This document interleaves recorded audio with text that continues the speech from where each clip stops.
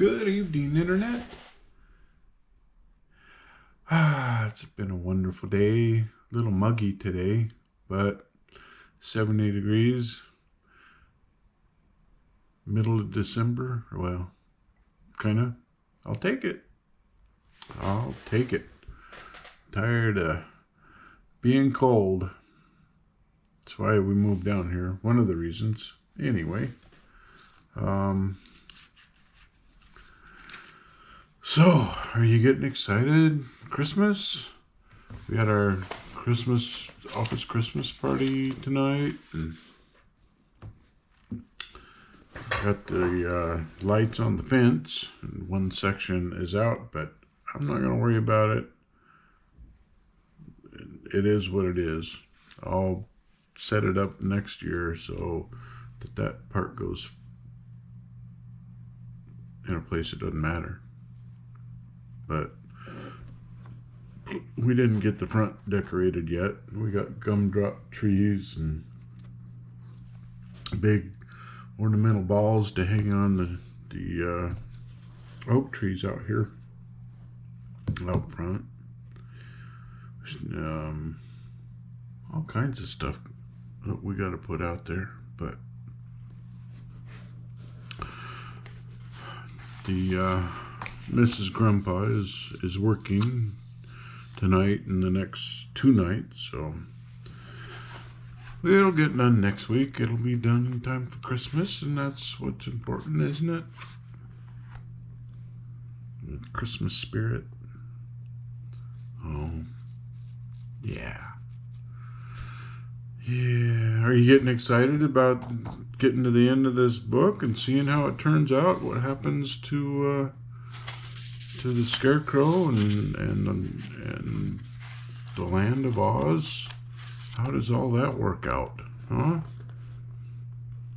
My gosh. I think we only got like 4 chapters left, so just 2 more videos. And then we're on to a new book in the series. So let's get, ouch.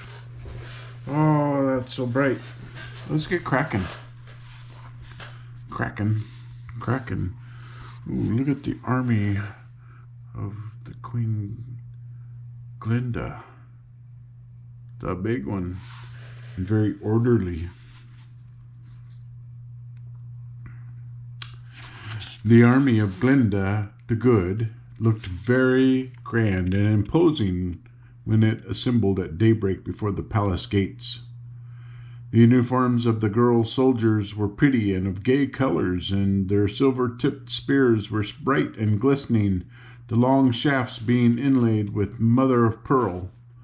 All the officers wore sharp, gleaming swords and shields edged with peacock feathers, and it really seemed that no foe could by any possibility defeat such a brilliant army.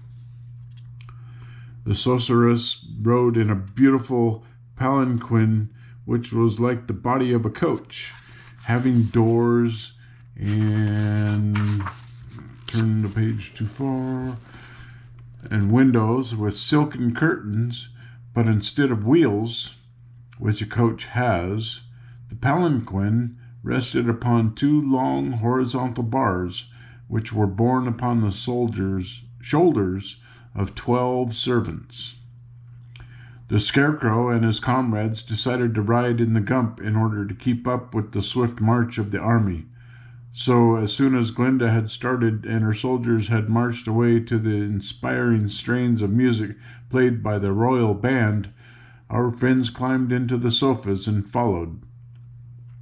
The gump flew along slowly at a point directly over the palanquin in which rode the sorceress.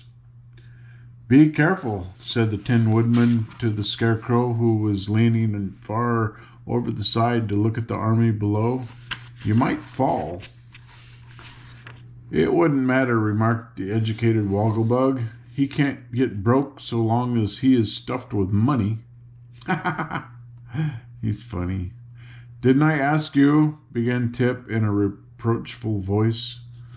"You did," said the Wogglebug promptly, "and I beg your pardon. I will really try to restrain myself."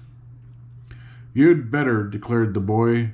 "That is, if you wish to travel in our company."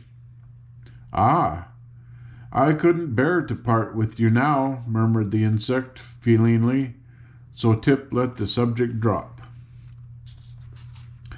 The army moved steadily on, but night had fallen before they came to the walls of the Emerald City. By the dim light of the new moon, however, Glinda's forces silently surrounded the city and pitched their tents of scarlet silk upon the greensward. The tent of the sorceress was larger than the others, and was composed of pure white silk, with scarlet banners flying above it.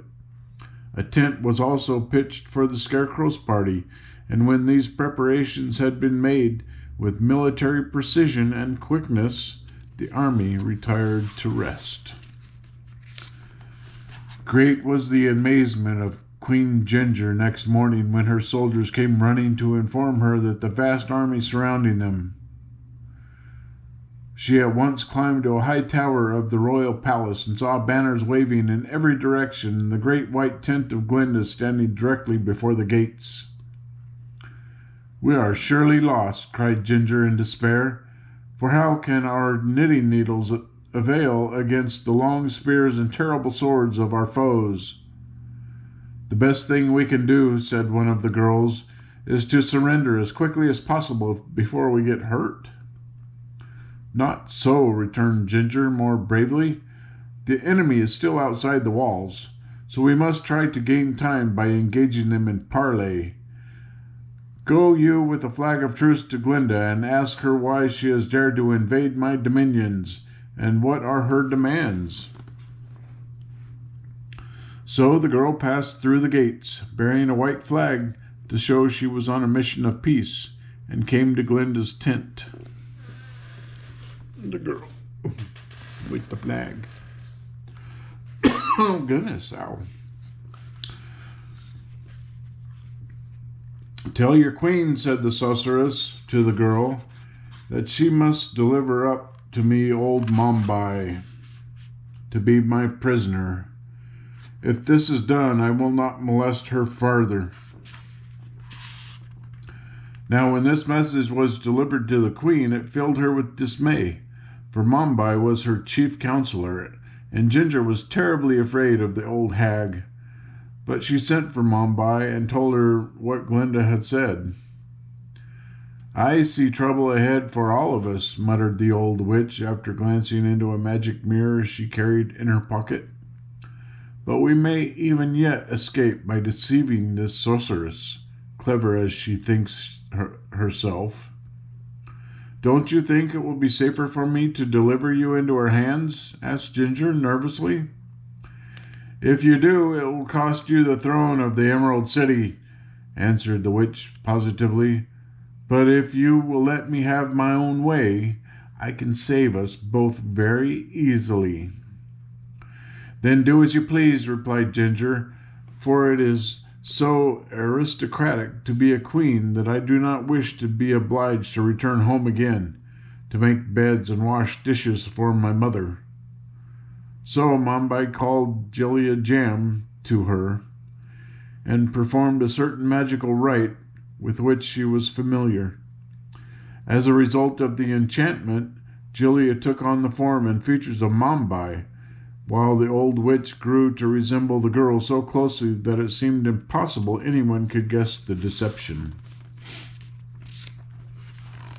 "Now," said old Mombi to the queen, "let your soldiers deliver up this girl to Glinda. She will think she has the real Mombi in her power, and so will return immediately to her own country in the south." Therefore Jellia, hobbling along like an aged woman, was led from the city gates and taken before Glinda.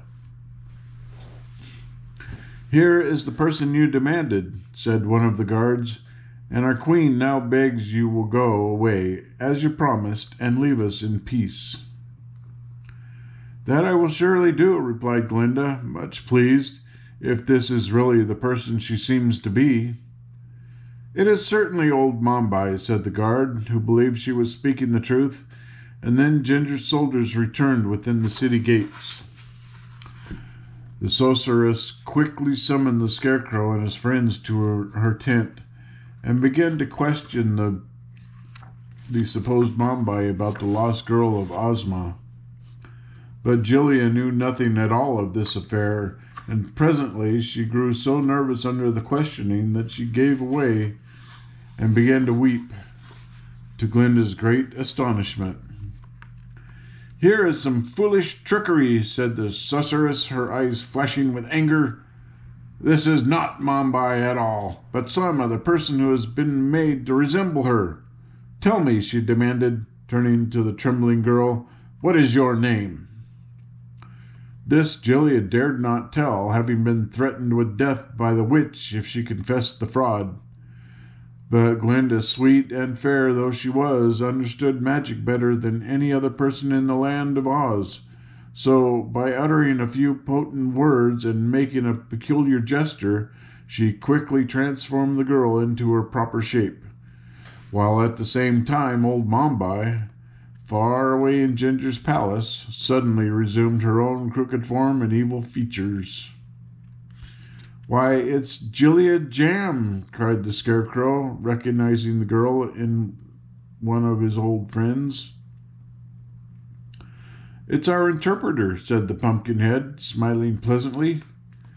Then Julia was forced to tell of the trick Mombi had played, and she also begged Glinda's protection, which the sorceress readily granted. But Glinda was now really angry, and sent word to Ginger that the fraud was discovered and she must deliver up the real Mombi or suffer terrible consequences. Ginger was prepared for this message, for the witch well understood, when her natural form was thrust upon her, that Glinda had discovered her trickery. But the wicked old creature had already thought up a new deception, and had made Ginger promise to carry it out. So the Queen said to Glinda's messenger, "Tell your mistress that I cannot find Mombi anywhere, but that Glinda is welcome to enter the city and search herself for the old woman. She may also bring her friends with her if she likes, but if she does not find Mombi by sundown, the sorceress must promise to go away peaceably and bother us no more."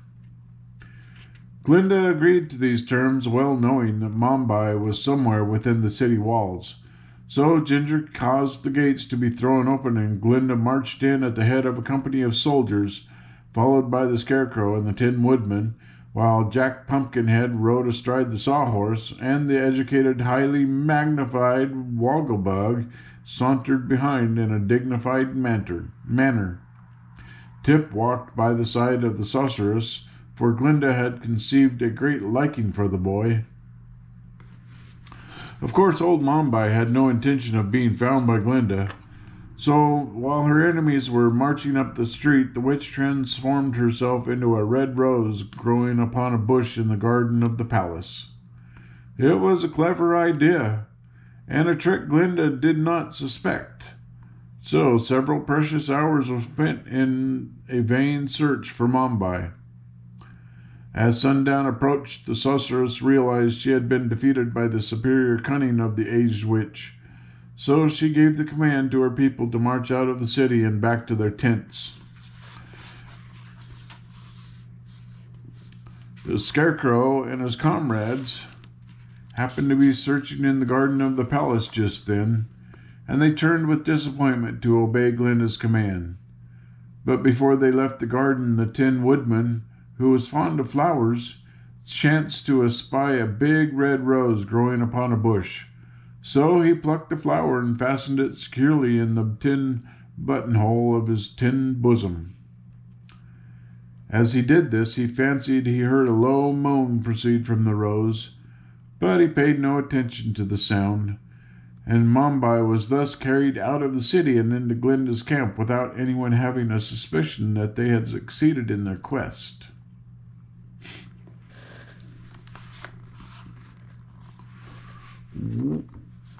What's a blowing in? Something's a blowing in. Goodness. Looks like a lot of chaos coming up.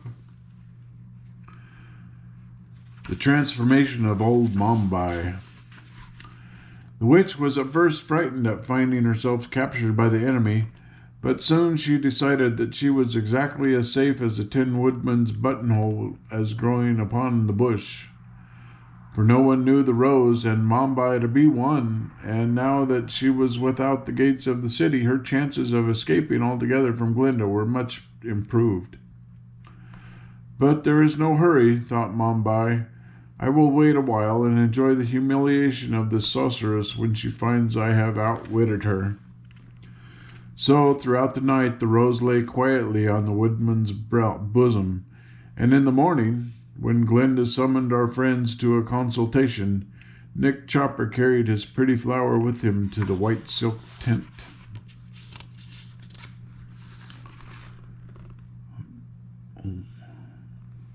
Meeting of the minds. For some reason, said Glinda, we have failed to find this cunning old Mombi, so I fear our expedition will prove a failure. And for that I am sorry, because without our assistant, little Ozma, will never be rescued and restored to her rightful position as Queen of the Emerald City. Do not let us give up so easily, said the Pumpkinhead. Let us do something else. Something else must really be done, replied Glinda with a smile. Yet I cannot understand how I have been defeated so easily by an old witch who knows far less of magic than I do myself. While we were on the ground, I believe it would be wise for us to conquer the Emerald City for Princess Ozma and find the girl afterward, said the Scarecrow. And while the girl remains hidden, I will gladly rule in her place, for I understand the business of ruling much better than Ginger does. But I have promised not to molest Ginger, objected Glinda. Suppose you all return with me to my kingdom, or empire rather, said the Tin Woodman, politely, including the entire party in a royal wave of his arm. It will give me great pleasure to entertain you in my castle, while there is room enough and to spare, and if any of you wish to be nickel-plated, my valet will do it free of all expense.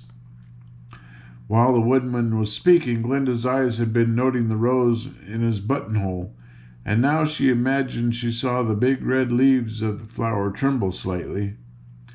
This quickly aroused her suspicions, and in a moment more the sorceress had decided that the seeming rose was nothing else than a transformation of old Mombi. At the same instant, Mombi knew she was discovered and must quickly plan an escape, and as transformations were easy to her, she immediately took the form of a shadow and glided along the wall of the tent toward the entrance, thinking thus to disappear. But Glinda had not only equal cunning, but far more experience than the witch.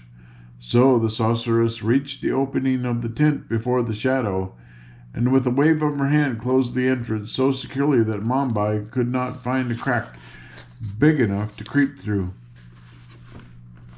The Scarecrow and his friends were greatly surprised at Glinda's actions, for none of them had noted the shadow. But the sorceress said to them, Remain perfectly quiet, all of you, for the old witch is even now with us in this tent, and I hope to capture her. These words so alarmed Mombi that she quickly transformed herself from a shadow to a black ant, in which shape she crawled along the ground, seeking a crack or crevice in which to hide her tiny body. Fortunately, the ground where the tent had been pitched, being just before the city gates, was hard and smooth, and while the ant still crawled about, Glinda discovered it and ran quickly forward to effect its capture. But just as her hand was descending, the witch, now fairly frantic with fear, made her last transformation, and in the form of a huge griffin, sprang through the wall of the tent, tearing the silk asunder in a rush, and in a moment had darted away with the speed of a whirlwind.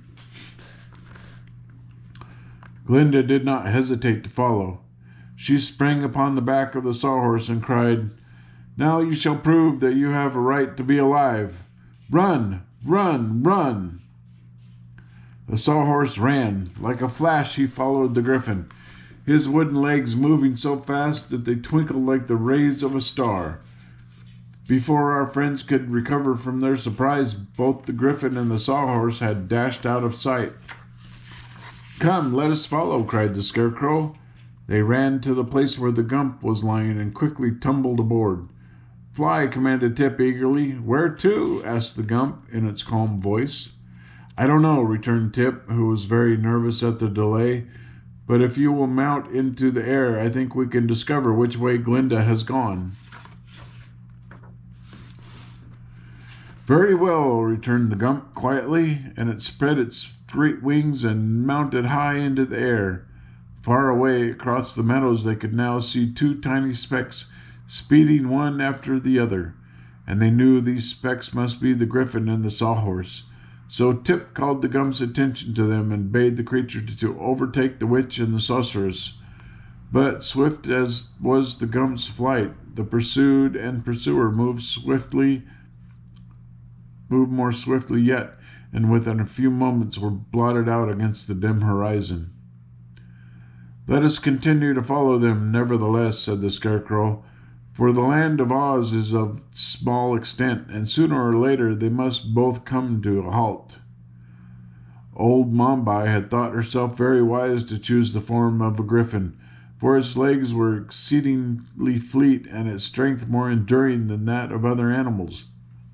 But she had not reckoned on the untiring energy of the sawhorse, whose wooden limbs could run for days without slacking their speed. Therefore, after an hour's hard running, the griffin's breath began to fail, and it panted and gasped painfully and moved more slowly than before. Then it reached the edge of the desert and began racing across the deep sands. But its tired feet sank far into the sand, and in a few minutes the griffin fell forward, completely exhausted, and lay still upon the desert waste.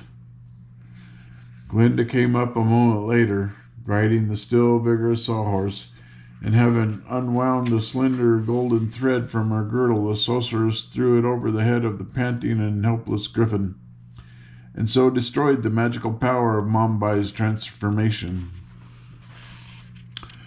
For the animal, with one fierce shudder, disappeared from view, while in its place was discovered the form of the old witch, glaring savagely at the serene and beautiful face of the sorceress. I'm an old witch. Oh, goodness.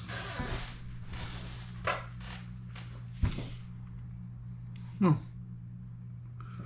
Did they repaint the Scarecrow's eyes? They're the same size now. Princess Ozma of Oz. Well, next time we get to find out where Ozma has been. And then move on to the next. What is the next book? And anybody remember? I don't remember. Oh. Let's see, we did The Wizard of Oz. This is The Land of Oz. And next will be Ozma of Oz. Well, that makes sense, doesn't it? Since we're finding out all about Ozma and where she's been and who she is. So, until next time. Till next time. Dee dee dee dee dee. I gotta turn this off. It's blinding me. So, thank you for watching. I hope you have a wonderful Christmas season. Of course, there'll be another video before, but can you really say Merry Christmas enough? And it's the spirit of this thing. It's not about gifts and toys and Santa and